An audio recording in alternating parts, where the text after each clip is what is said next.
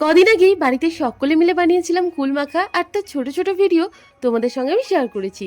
তবে আজকে শেয়ার করছি কুল মাখাটা আমরা কি করে বানিয়েছিলাম। প্রথমেই তো সমস্ত রকম উপকরণ নিয়ে নিয়েছি, আর এখানে মাঝারি বড় ছোট সব রকমের কুল নিয়েছি। মানে এখানে আছে টক কুল, মিষ্টি কুল, দু রকমেরই। তবে তোমরা যদি চাও টক কুলেও করতে পারো, টক কুলেই বেসিক্যালি মাখাটা ভালো হয়।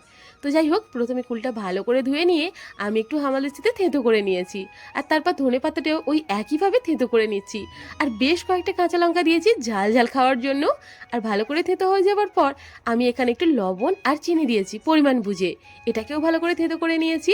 আর জানো তো, কুল মাখা বা যে কোনো মাখামুখিতে এই শুকনো লঙ্কাটা দারুণ কাজ দেয়, মানে পোড়া শুকনো লঙ্কা। আর এই উনুনটা তো তোমরা সকলেই দেখেছো এর আগে, ভীষণই আমার পছন্দের একটা উনুন।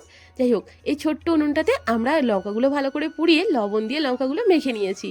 আর তারপর থেঁতো করা ওই কুলের সঙ্গে বাটা ধনেপাতা, শুকনো লঙ্কা সমস্ত কিছু মিশিয়ে নিচ্ছি।